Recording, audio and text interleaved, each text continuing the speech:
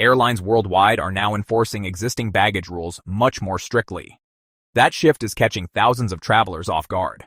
We'll explain what's changing with carry-ons this year, why enforcement is stricter, and how to avoid last-minute gate fees. Understand the system and travel without surprises. Most travelers think they understand carry-on rules. If the bag fit last year, it should fit this year, right? Not necessarily. Across Europe, Asia, and even parts of North America, airlines have begun rolling out stricter enforcement and automated bag checks that leave almost no room for error. That carry-on you've used for years without a problem could suddenly trigger a fee at the gate. Sometimes a very expensive one. The biggest change in 2026 isn't the rules, it's enforcement. Airlines aren't changing limits, they're making sure every passenger follows them exactly. And once you see how this system works, you'll understand why so many travelers are suddenly getting caught off guard. The Great Carry-On Myth of 2026. Here's the misconception: a universal carry-on rule for 2026. That isn't true. There is no single global carry-on size mandated by governments or international aviation authorities. Airlines still set their own baggage rules, and those rules can vary significantly depending on the carrier, the region, and even the type of ticket you purchased. The system is still a patchwork. A bag that flies free from New York to Chicago might cost you on Frankfurt to Rome. That inconsistency causes trouble. The real story isn't new rules, it's a new playbook. For years, enforcement was flexible. Slightly oversized bags often slipped through. That era is disappearing. Today, planes are flying fuller than ever, and overhead bin space has become some of the most valuable real estate on an aircraft. At the same time, baggage fees generate billions of dollars in revenue for airlines every year. Stricter enforcement solves both problems, and technology is making it easier than ever. Many airports now use automated carry-on sizers and scanning systems that measure bags precisely. There's no negotiation, no squeezing the bag into the frame, and no friendly exception. If the bag doesn't fit within the limits, the system simply flags it. And that's where the unexpected fees start. Let's boil it down. 3 things decide your fate: size, weight, and the underseat item.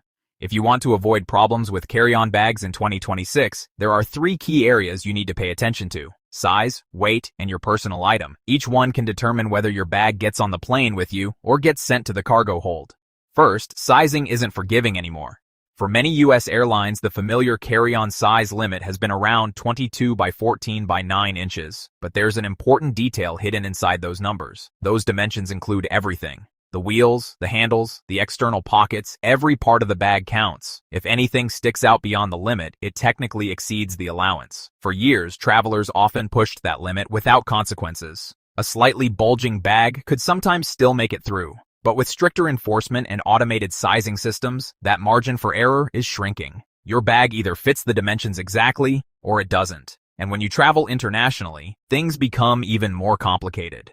Many European airlines use slightly different size limits. A common standard is 55 by 40 by 20 centimeters, which is roughly 21.5 by 15.7 by 7.8 inches. That difference may sound small, but it's enough for some American carry-on bags to fail the test. Budget airlines can be even stricter.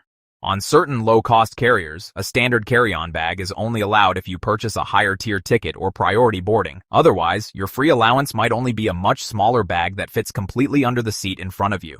Next, many airlines weigh carry-ons. If you mostly fly within the United States, you might never have had your carry-on bag weighed. Internationally, that's a very different story. Many airlines outside the U.S. enforce strict weight limits for carry-on baggage. A common range is between 7 and 10 kilograms, which translates to roughly 15 to 22 pounds. That's not much. Your empty suitcase alone might weigh 6 or 7 pounds. Add a laptop, a pair of shoes, chargers, and a few clothing items, and you can hit the limit surprisingly quickly. Some airlines do allow heavier carry-on bags, but those are exceptions rather than the rule, and enforcement is becoming more systematic. Airports increasingly use check-in kiosks with built-in scales. If the bag exceeds the limit, the system flags it immediately. Gate agents may also conduct random spot checks just before boarding. If the bag is overweight at that point, the only option is usually to check it and pay the associated fee. The best way to avoid that situation is simple preparation. A small digital luggage scale can tell you exactly how much your bag weighs before you ever leave home. That allows you to adjust your packing comfortably instead of rearranging everything on the airport floor. Finally, use your personal items strategically. With stricter enforcement on carry-on bags, your personal item has become more important than ever. A personal item is typically defined as a bag that fits completely under the seat in front of you. Think of a backpack, purse, or small laptop bag. While dimensions vary slightly by airline, the space under the seat is usually around 17 by 10 by 8 inches. This is where smart travelers keep their most important items. Assume that your main carry-on could potentially be gate-checked. If that happens, you still want your essentials with you. Your personal items should contain things like medications, your wallet, your phone, travel documents, and any electronics with lithium-ion batteries.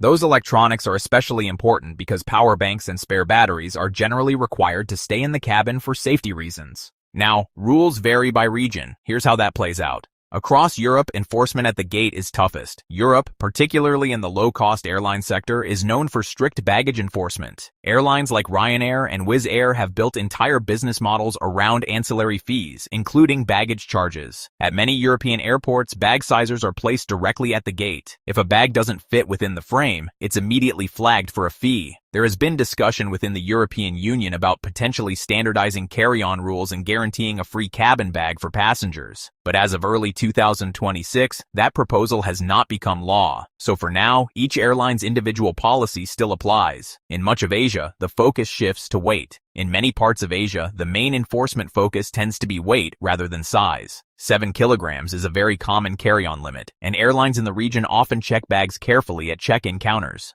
For travelers who are used to packing heavily in a carry-on, this can require a major adjustment in packing strategy.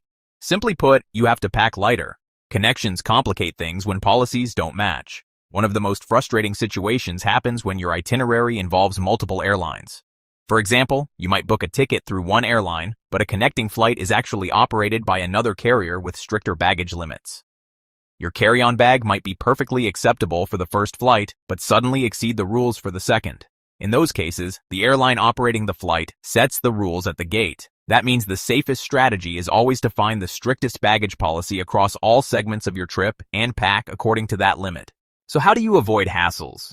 Use this kit. Now let's talk about how to avoid these problems entirely. Traveling with a carry-on bag in 2026 isn't impossible. You just have to be a little more strategic. Start by checking your airline's current page before every trip. Before you travel, visit the airline's official website and look up their carry-on baggage page. Pay attention to the exact dimensions, weight limits, and allowances for your specific ticket type. Basic economy tickets in particular sometimes only allow a personal item. To save space and weight, wear bulky layers. Airlines limit what you carry, but not what you wear. If you have heavy clothing like jackets, boots, or sweaters, wearing them during boarding can free up valuable space and weight inside your bag. After security, duty-free bags usually don't count. Items purchased at airport duty-free shops after security are usually placed in sealed bags that don't count toward your baggage allowance.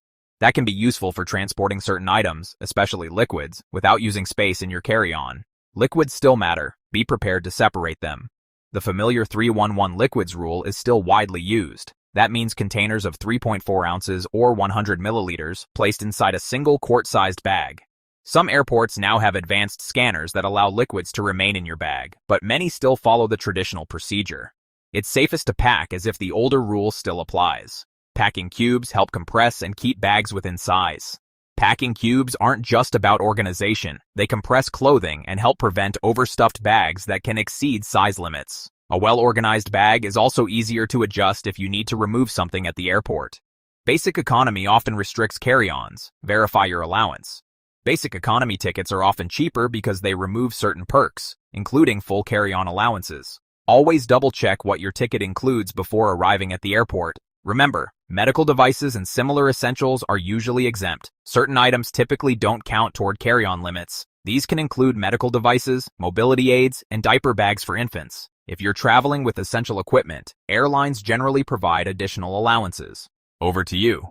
What fee surprised you most? Travel rules are always evolving, and learning how they work can save you a lot of stress at the airport. So I'm curious, what's the most unexpected baggage fee you've ever been hit with while traveling?